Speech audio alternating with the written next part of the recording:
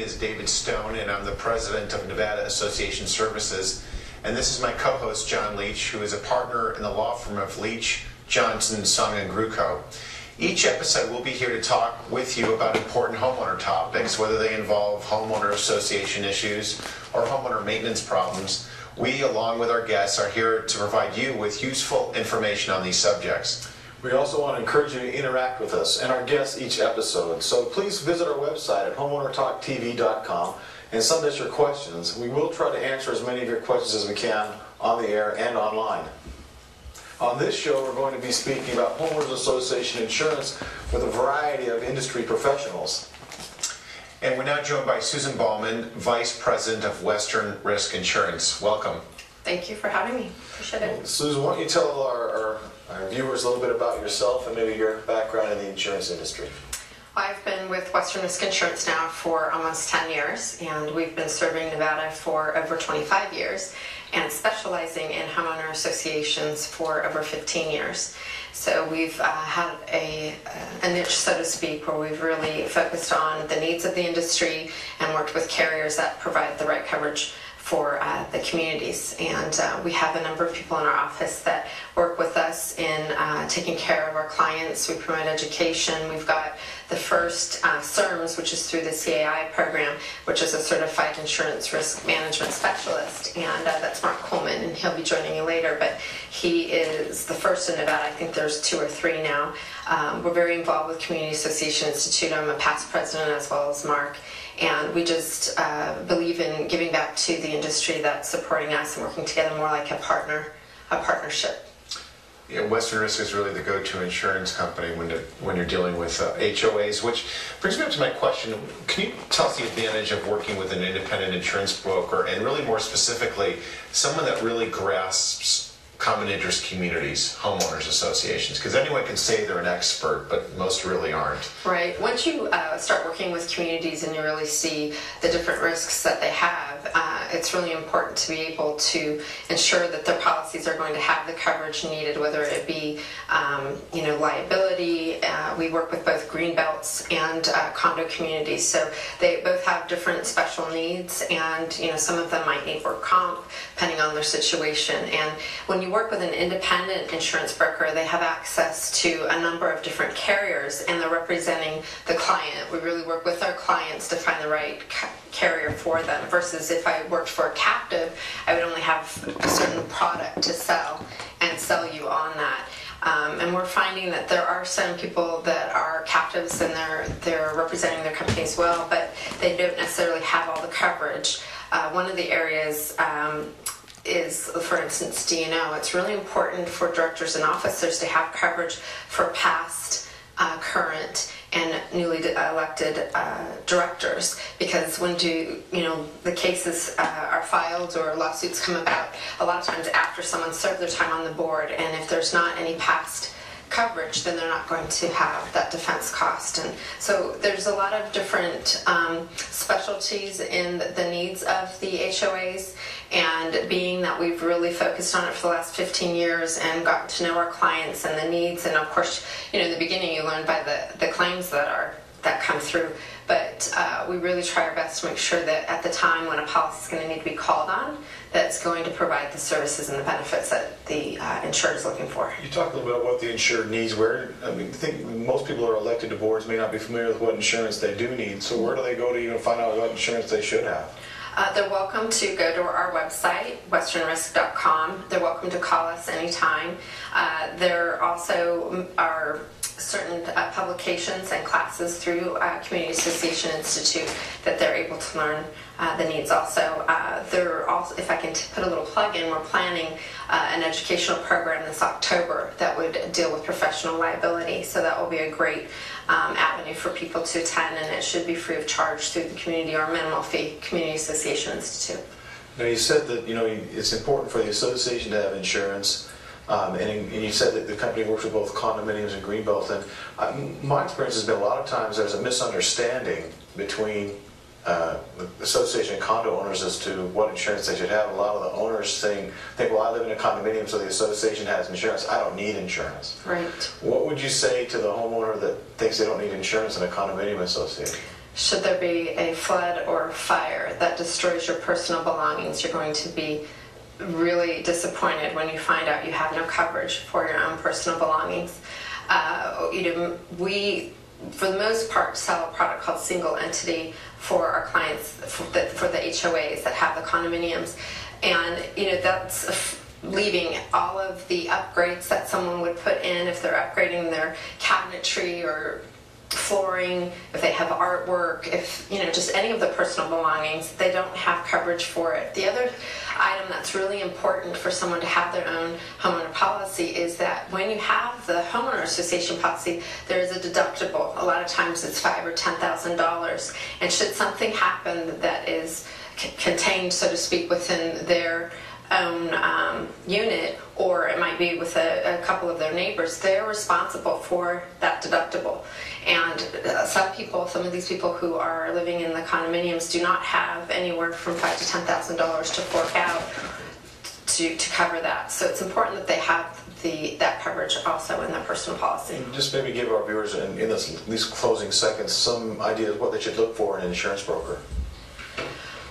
Someone who is credible. Someone who has invested time and energy in the type of product that they're looking to purchase. Insurance there's a wide variety, just like in law or any other type of area of business. There's a lot of different avenues to take, and someone who has really spent a lot of time and energy and invested in education, and also can get referrals from other people in that industry on that topic. Well, Susan, thanks again for your insight and sharing your experience with us and with our viewers. We really appreciate it. When we come back, we will hear from two different community managers about their thoughts on insurance in their communities.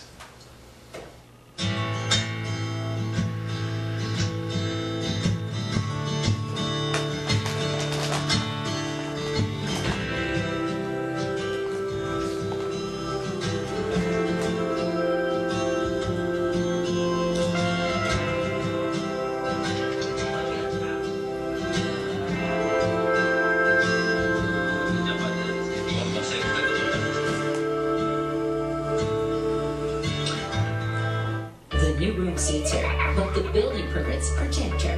Protect your loved ones from potentially deadly mistakes. Get construction permits before you build or even remodel. Certified inspections prevent house fires, flood damage, and structural instability, preserving your biggest financial investment, your home. Learn more at lasvegasnevada.gov/DSC or call 229-6251. Protect your home. Protect your family. Think permit. Welcome back to Homeowner Talk. We recently sat down with two community managers, Renee Ragsdale of Renee Community Management and Chris Peich from Thoroughbred Management. Both Renee and Chris have also served on HOA boards in the past. Let's take a look. Okay, I'm currently here. I've been in the business for about 20 years, 12 years in California, 10 years here. I've worked on both sides of it. I've been a board member for a long time, president and director all the way up. I relocated here about 12 years ago, and that's when I decided to start my own company. Insurance, some of the associations, knock on wood, I'm not currently in that position, but because of the failure of the assessments to be collected because of the high rates of foreclosures, they're in a position where they have to cut their premiums, and unfortunately they have to cut their costs and coverages with insurance. The highest risk is right now would be to have claims, to keep your coverages down so that it doesn't affect your premiums or the cost increasing. A lot of associations pay it out of pocket as far as if there's a claim, so that when it comes time to renew, you don't have a loss run where you've had a lot of claims and then the premium goes up. In fact, I've been in a position where I honestly have to say I've done very well in that department because we've had losses come off of it, and I had an insurance. The carrier dropped the cost $15,000. The premiums were $31,000, now they're half of that. It is important with your carrier or your broker to have somebody that covers full lines of insurances, that you will have your property liability, general liability, crime, fiduciary, directors and officers, a full line. And I mean, they broker it out and they find the best possible coverages for you that will fit your situation. When I was a board member with construction defect litigation that was very predominant at that time, we increased the coverage where you would regularly have $1 million policy, you can increase it by $2 million or whatever to increase the coverage for that period of time. It's not something that you have to keep forever, but during that time, the 2 years that the construction is taking place, then there is coverage, you know, for anything that would go over that wouldn't be covered. Common areas are a little difficult, a little different with green belts and stuff. I would recommend that the agents and also the manager occasionally do a walk of the property. I have a property that has a park, and the park has rather large old cottonwoods that have, you know, disease, and they need to come down. And it's costly for the association. Not as costly as it would be to have a claim should that tree fall and hurt someone. I would make sure that you have greater coverage, or you would really press the fact that the homeowners that are in a tenant residential area, that they do, if they're renting their property, that they do carry an HO6 policy, or even advise their renter to have an HO6 policy, which covers their care and contents. I mean, they basically own the space within the unit, but it doesn't cover their items from the drywall in. And there's lots of little claims that they'll have, be it a mini fire in the kitchen or a flood issue, or those things will fall under the association's deductible. And it's the homeowner's responsibility to have that coverage to cover their items. I've been a community manager for about the last 6 or 7 years. Came into this industry as someone who served on a board of directors and saw a management style out there which I didn't really think fit with what needed to be managed. I saw a lot of administrating as opposed to a lot of managing, and very much looked to try to find a company that I thought fit my values and how I would want a community managed.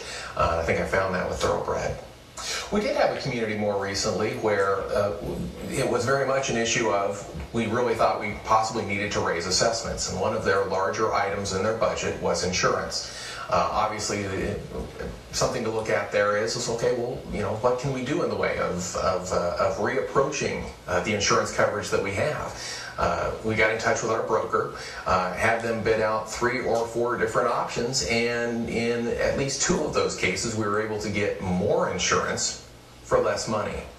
That's a huge positive, because now all of a sudden we're not having the problem with the budget, and we're actually having great insurance coverage.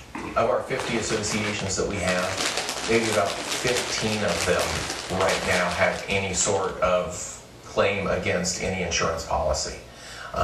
The insurance coverage that we need is nice to have there, but hopefully, because of the way that we manage, we like to think of ourselves as community managers, but in so saying that, we're also in a way risk managers. We manage to a perspective where we limit risk, and that's why we do not have claims that perhaps other community managers and management companies and associations would have.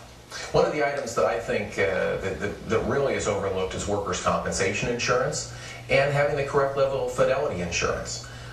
We as management try to provide our communities with professional contractors who have the correct insurance, and therefore a lot of our boards and our communities look at that and say, well, why do we need a workers' compensation policy? And the answer ultimately is because you never know what's going to happen in this economy.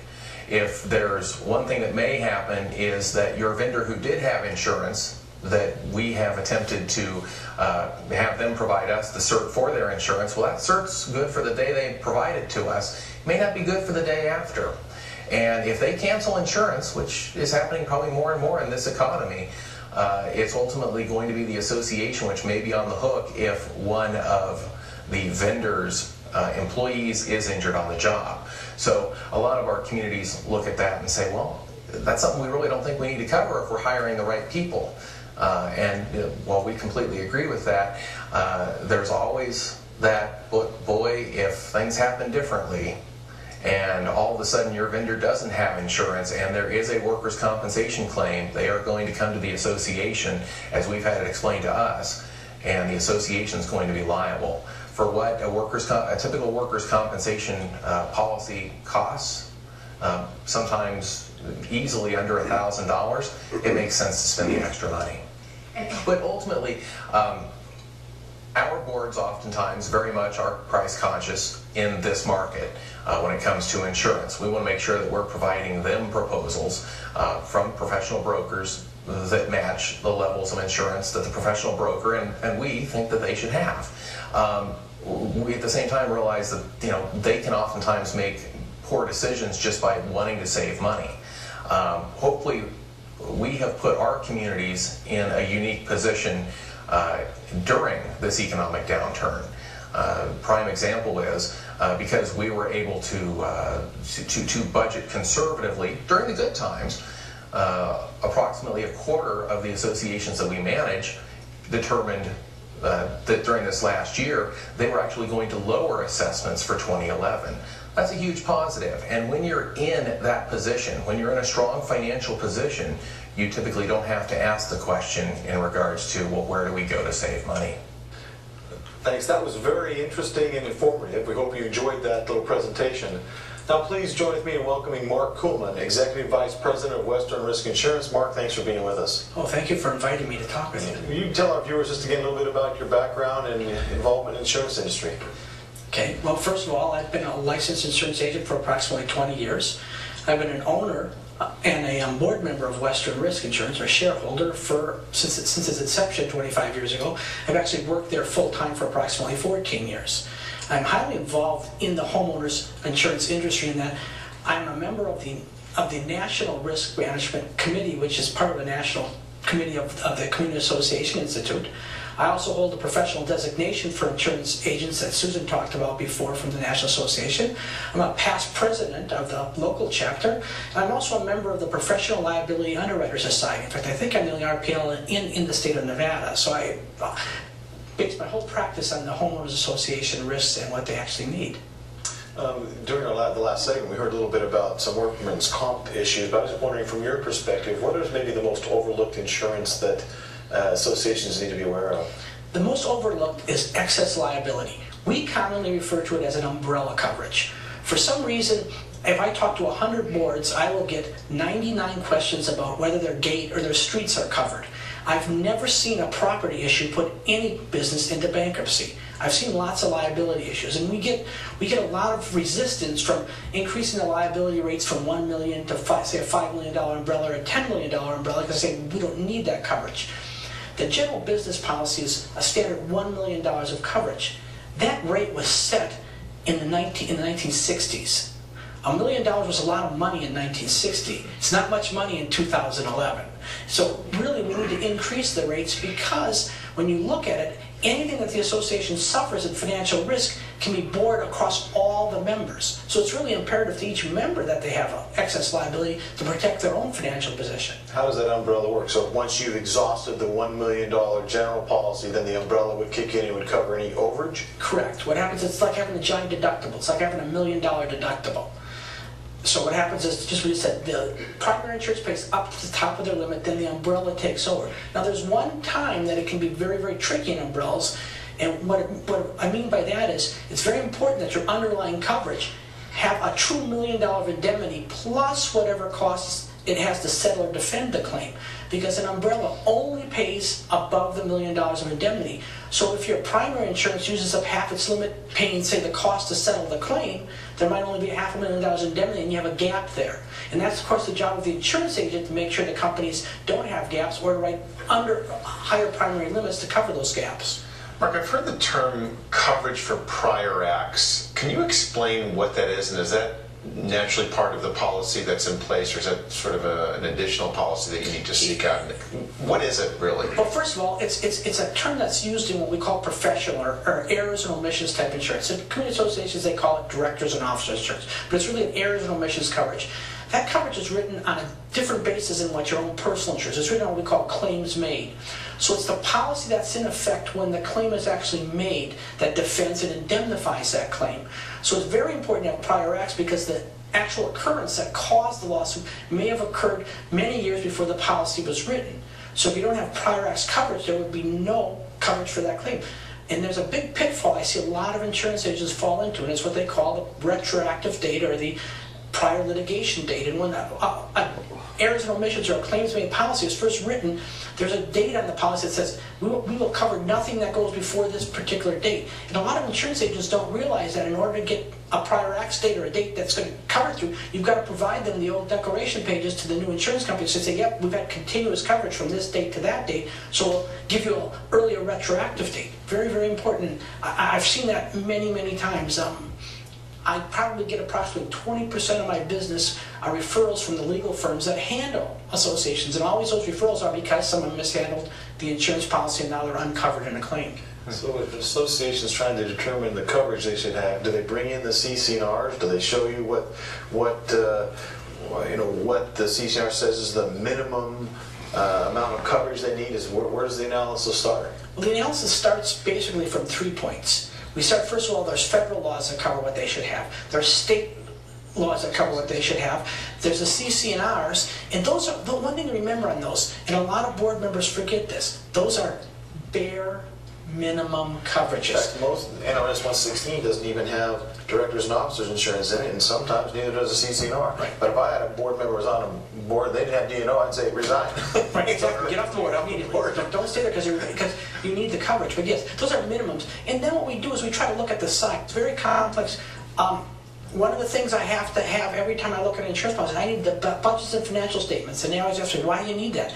I need it to help set limits. I need to know how much fidelity they have. I need to know how the community is made up in net worth so I can determine how big the umbrella should be to protect that net worth. Because insurance is only there to preserve assets. So we need to look at what the asset base is to know how much we have to preserve so we don't make so it doesn't cost too much. You do insurance for hundreds of associations. Give us an idea, what are the top 3 mistakes that you see board members and HOAs as a whole make in their insurance endeavors? The number one mistake in today's economy is they are simply price shopping. They go out, they ask for proposals, they don't really investigate who's making those proposals to them, and they price strictly on if it looks like it's a good car, we're going to buy it, but we don't ever do any mechanical checking on it. The biggest mistake is issuing price. The first thing you do is you set minimum coverages. Then you look for the best price that provides those minimum coverages, and you want an insurance agent that has experience. I think my brother's an anesthesiologist, and I always say insurance should be kind of like an anesthesiologist. The only time you pay an anesthesiologist to practice medicine is if something goes wrong in the operating room. So you want to pay him for nothing because that means everything went right in your surgery. Kind of the same thing for an insurance agent. If I sell you insurance and you don't talk to me until next year, that means everything went right. And that's a good thing because no matter what happens, it's tough to be made whole. So you want someone who has experience that can represent you when the claim doesn't go right. And you have these homeowners associations right now that are, with the economy being the way it is, they're trying to balance their expenses with the revenues, plus they're having such a high percentage of delinquencies. That has to factor somewhat into the equation. Maybe that's why they're shopping, is they're just afraid that their assessments aren't going to be sufficient. Is there a way to fix that? But what happens too is you've got a lot of people, just like our business insurance is like any other business, the economy is downturning, agents' revenues have decreased. So you've got a lot of agents that are out there who really don't understand the product, but they're trying to make a living like anyone else. So they're saying, hey, I can save you money, I can do this, I can do that. And they're making promises in areas that they really don't understand. And unfortunately, our world's really technical, and you need to understand what you're doing. Because it only saves them money until the claim has to be made, and they go, whoops, we didn't get you that coverage because we were trying to save you money. So right. That's always an interesting thing. How do you see the economy and perhaps the volume of these foreclosures that are going on? How do you see that as affecting the HOAs and their insurance coverage? It affects them adversely because obviously vacant buildings and vacant properties are much higher risk than properties that are occupied and used. So it requires that the risk management, and they're very simple. What I mean by risk management is people are actually walking, looking to see what happens, checking risks and that. And those are just things that we can do on a normal basis, and you notify your management company that these are things that we need to fix, and you try to budget as best as you can so that you don't have too much deferred maintenance. Because deferred maintenance costs a lot, not just in the physical property, it costs a lot in liability issues. It causes accidents. Well, it sounds like to me, if there's any advice we can give to our viewers, is if you're on a board of directors, you really need to meet with your insurance professional regularly now, at least once a year. But sit down with them and ask the questions and make sure that the coverage you have is going to fit what your community Yeah, needs. don't depend on your community manager who certainly doesn't have the level of expertise that Mark would or Susan would. You need to get the professionals in to talk to, because that's really where you get all the information. Well, Mark, thank you very much for that valuable insight. We're going to take a short break and we'll be right back. I understand you need a little help with your mortgage. Want to avoid foreclosure. Candy? Well, you know, you're in luck. We're experts in this sort of thing. Mortgage, rigmarole, whatnot. Why don't we get a contract? Who wants a contract? Here you go, Pete. Thanks, Betty. Write a toner. If you're facing foreclosure, talk to the right people. Speak with HUD-approved housing counselors free of charge at 888-995-HOPE. KCLV Channel 2 and the City of Las Vegas present City Facts. If you live in Las Vegas, then you ought to know about the development services process. The development services process encompasses the key functions that are required for any new construction project on private property. The city's been working for more than a year to restructure this process to more effectively meet the needs of all of our customers. Now, there's a one-stop shop that brings all development services under one roof, making it easier for residents and developers alike to do business with the City of Las Vegas. Staffs of Planning and Development, Building and Safety, Fire Prevention, and the Land Development Division of Public Works, along with the City Engineer and Public Works and Field Operations Administrations, have relocated to the new Development Services Center at 333 North Rancho Drive, just north of the 95. The new Development Services Center is open for business Monday through Thursday, with hours from 7 a.m. to 5:30 p.m. City Facts, brought to you by the City of Las Vegas and KCLV Channel 2, bringing city government closer to you. Welcome back. Through HomeownerTalkTV.com, we ask our viewers to send in questions. We want to thank Madeline, who asked this question. What is the maximum amount of money that an HOA can raise the assessments by in a year without a vote from the homeowners? John, do you want to take this question? Glad to. You know, David, that there's this belief out there that there's a statutory provision that limits the amount of the increase, and there is not. You can spend all the time you want looking at NRS 116, and there's nothing in it that limits the amount. 116 only has the budget ratification process that gives the membership the right to vote on a budget. And obviously that's what establishes the assessment. So if the assessment's going up and the budget is ratified, the increase is what the increase is. But there's nothing in the statute that limits the amount. But there is usually a limitation in the CC&Rs. The documents often put a cap on 10, 15, 20% and say you cannot increase it more than that percentage in any year. So if you do the increase up to the amount the CC&R says, then you just follow the NRS 116 part, you do your budget ratification, and you're done. But if you're going to increase the assessment over and above the amount that the CC&R says, then I believe you have to get the affirmative vote of the membership to increase. And that's a big difference, because to ratify the budget, unless a majority reject it, it's deemed approved. But if you have to get the affirmative vote of the membership, a majority of the members actually cast a vote in favor of it, it'd be difficult because you know how hard it is to get people to participate. And that's becoming more challenging now, I think, with the need to raise assessments. You may have to go over what's limited in your governing documents. Absolutely right. John, thank you very much. That was well put and very interesting indeed. You know, we encourage all of our viewers to ask more questions through our website. We'd like to thank our guests today, Mark Coleman of Western Risk Insurance and Susan Bauman, also from Western Risk Insurance, plus Renee Ragsdale from Renee Community Management and Chris Peich from Thoroughbred Management.